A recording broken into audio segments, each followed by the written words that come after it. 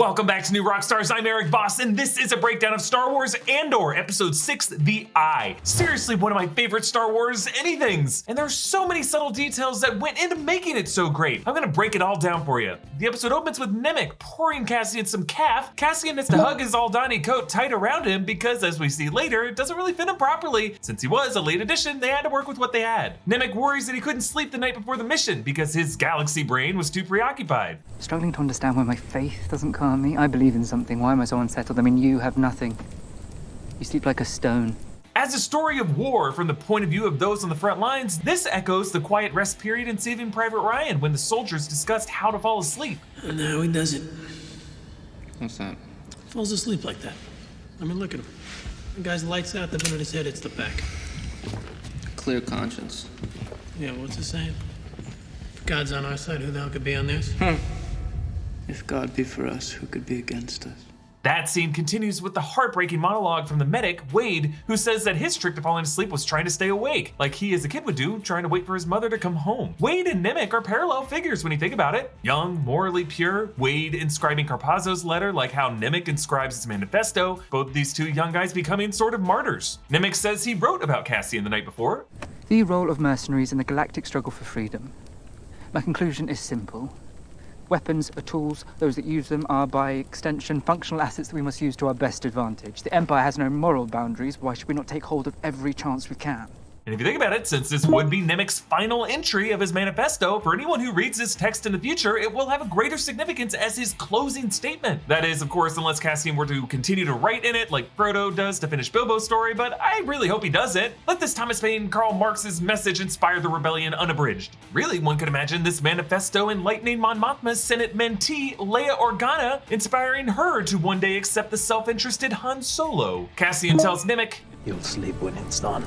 Yes, a grim foreshadowing of how Nemik will end this episode, finally able to rest. Gorn's supervisor, Corporal J-Hold Biaz, generalizes the Donnies to his guest, the Imperial engineer from Coruscant, Colonel Pettigar. He says that they've subjugated these pilgrims by overwhelming them with choices, setting up comfort units along their pilgrimage with drinks to stray them off their path. And while that may have worked for many of them, the true believers don't want his pelts. They just go along with this exchange to witness the Eye of Aldhani from their sacred temple. This whole idea of trading pelts definitely mirrors the trade European colonizers would make with American indigenous tribes, pelts for land, but later we learn that this tribe burns the pelts, not trusting them. In the control room, the technician's screen shows the orbit of the planet as it moved into the crystalline belt that causes this shower. And it has the same design interface as the screens in A New Hope that shows the Death Star's orbit into position. Now, thanks to Vessi for sponsoring this video. I'm obviously detail obsessed, and if there's one thing driving me nuts about Andor, it's what's everyone wearing on their feet. If it were me, and if I were trying to foment a galactic rebellion against a well-armed foe, I wouldn't want to have to think about whether or not my socks were wet. Rebels don't have time to dodge puddles, so they probably wear Vessis. That way they don't have to think about it. Vessi is here to keep you looking good while keeping your feet dry. Vessis are the perfect everyday shoe. They are sustainably made knit sneakers that are 100% waterproof. They're made with a Dymatex material that's super easy to clean with just a rinse of water. Oh no!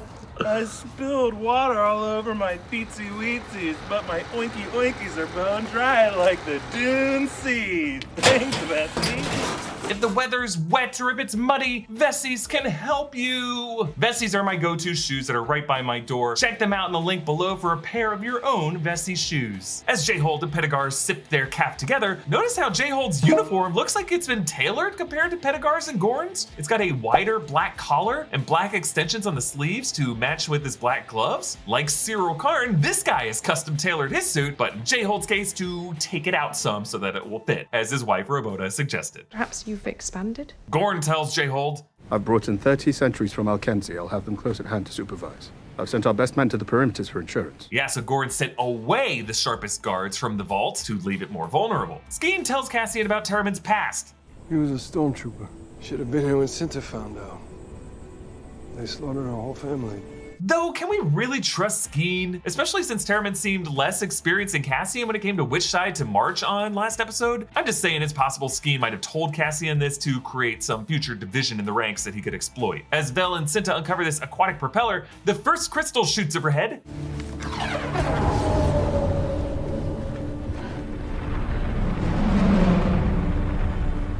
Yeah, I love the sound design. This crystal makes a kind of wail or a song as it burns up in the sky, setting us up for thousands of these to join in a chorus. As they communicate with the rest of the team, they use the code names of Valley 1 and Echo 1, Echo also being the code name of the rebel base on Hoth and Empire. Pedagog fidgets with this nerdy scope. Has it started? But the Darnies don't believe it ever ends, so yes, sir, it has definitely started. Ah, Gorn. As a guy who fell in love with the Dani woman, he has an insight into their beliefs, and for them, the Eye of Aldhani isn't a one-time occurrence that repeats every 3 years, it's a constant stream that's always part of their lives, which does align with Karl Marx's dialectical materialism, in which social revolutions are not random phenomena that come up every once in a while, they're really the cyclical result of a constant undercurrent of material oppression. Hey, I'm not telling you how to think, I'm just saying for nothing else, read Karl Marx for a hot take on history. And technically, the Danis are more accurate too, because this isn't a meteor shower of random space particles crashing into the planet. It's a destined part of this planet's orbital path through a crystalline belt that it hits every 3 years. Their planet is always on this orbit, therefore the Eye of Aldhani never ends and it never begins. Vel and Cinta overhear some guards outside having locker room talk. I had a good look at her. Believe me, patience was not the first thing that came to mind. Yeah, I think this might be the first time human characters have been depicted urinating in live-action Star Wars, and I love this! The Pilgrim Chieftain tells Gorn, Ridoli fitaklur. Snofrang. Qualib docher. yeah, I love the way this is worded. It's a greeting, but it also carries a backhanded subtext. Find some good within you. And I love how Gorn later uses this as a translation of the chieftain's threat to Bias. Bistima fantes. Della greft mi suvanstio. He says, may the Eye find the good in all of us. Yeah, J-Hold ain't smart enough to see the backhandedness of this. Gorn orders the squad into position. Squad, halt!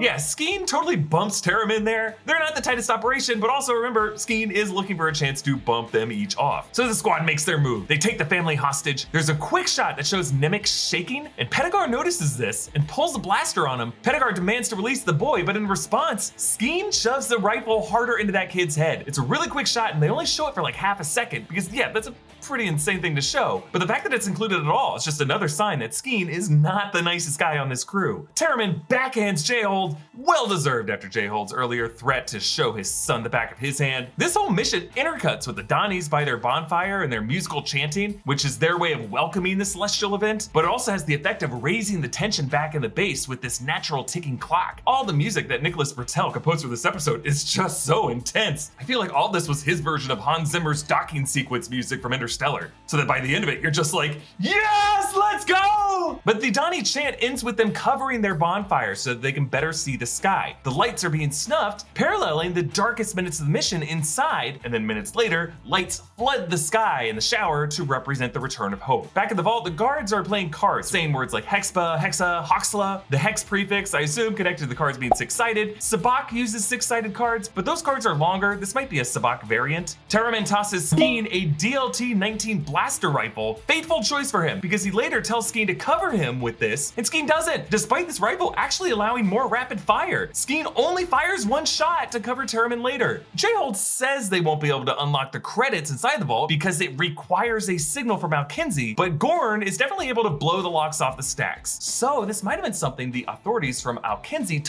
told J-Hold to keep him and his men from trying to steal the credits. Yet still, the blown locks do alert Alkenzi that wrongdoing is afoot. It's kind of like saying, hey, those security cameras totally work, and kind of like psychologically programming your employees to ask for permission, not for forgiveness. I love how Skeen enters this vault and you can just see the greed pouring from his eyes. Let's go! So when the Alkenzi call comes in, Cinta just shuts it off. Reminds me a lot of Han's boring conversation anyway move in A New Hope. And then we cut to the Alkenzi airbase, and I love this.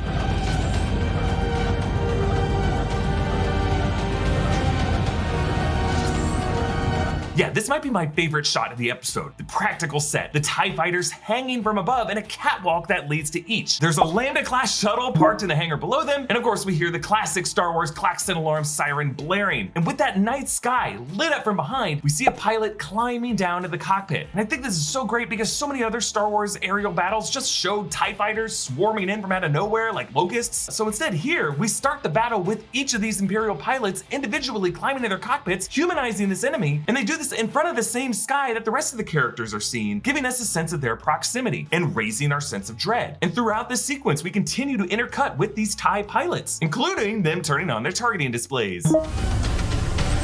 Yes, this is the same sound effect used in Vader's cockpit in the trench run. Back in the vault, a shootout ensues. Kimsey shoots Gorn, Cassian shoots Kimsey, Skeen again intentionally fails to cover Terramin, Cassian launches a trawler, and those heavy credits injure and paralyze Nemik. And I don't think there's ever been a better Marxist metaphor for the crushing weight of capital. From inside the control room, Ravoda and Lennart watch the trawler jet off toward the opening of the eye. And indeed, the sky does look like an eye, the streaming crystals looking like the iris of it. This eye representing the rebels' ability to see the path forward, but also a terrifying eye of the Empire that is now upon them. But on a spiritual level, it does represent a giant godly eye, an eye that judges all of these characters equally. With Nemik injured, Vel has to hit him with a med spike, basically a shot of adrenaline, so that Nemik can read off his old school Starpath unit that again is made out of a 70s Polaroid camera. I love it. This is the one that Nemik said could never be corrupted. And we hear more classic trench run sounds from the TIE cockpit.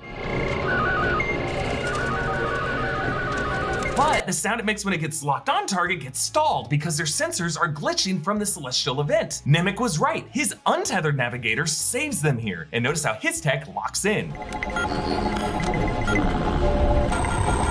Climb! Climb! Yes, climb! Climb is the last word that K2SO will say to Cassian during the Battle of Scarif. Climb! Climb!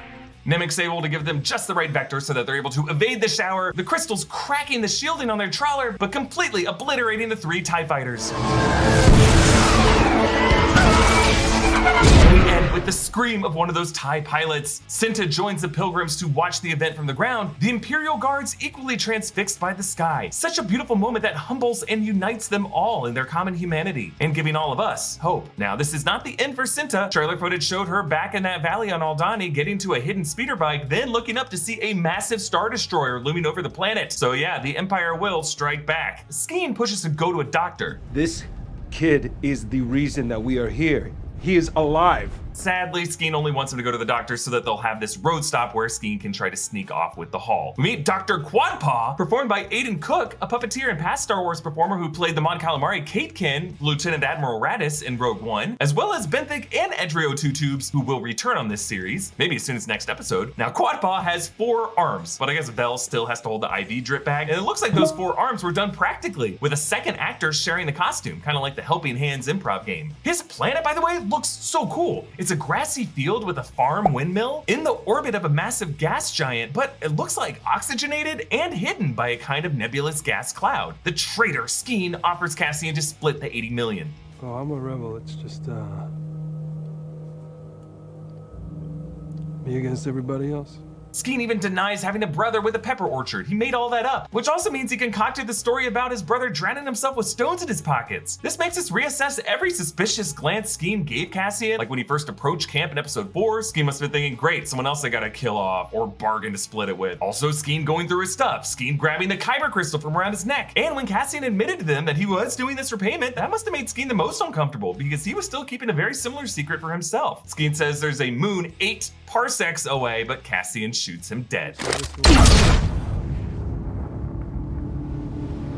Cassian goes inside to see Nemik did not make it, and Quadpaw raises his inner set of hands first, followed by his second set. But Cassian's just taking the cut he was promised, leaving the rest and the freighter to Vel. And as a token of goodwill, he gives her Luthen's Kyber crystal to return to him. Vel, in exchange, gives Cassian Nemik's manifesto, which Nemik insisted Cassian get. So Nemik must have concluded that the only way that his spark of hope would mean anything would be if his message could convert the most skeptical non-believer. And that right now is Cassian. Back on Coruscant, Major Partagas tells the ISP, I want every star sector and planetary emergency retaliation plan in the building ready for presentation by midnight. Impressive how calm and unrattled he seems. Like he definitely is in crisis mode, but it's also like he expected such a possibility to happen. Mon Mothma speaks to the Imperial Senate about aid to the Gormans. That's the race that she mentioned in episode 4, setting up the Gorman massacre that will lead her to leave the Senate. We see that in Rebels. Notice how the Senate chamber is largely empty. Most pods are vacant, and the occupied ones only have 2 seats filled in, from the senior senator and the junior senator from that planet. All the seats behind those 2 are always empty, meaning the Empire has forbidden in any extra staff or guests to join them. An Imperial crest marks each pod, and in the central chair is seated one individual seen only at a distance, but they are a pale figure with what looks like a bald head. I assume this is Sly Moore, the Umbaran aide to the Emperor seen in the prequels, who's actually mentioned as one of the dinner guests back in episode 4. The episode ends back in Luthen's shop.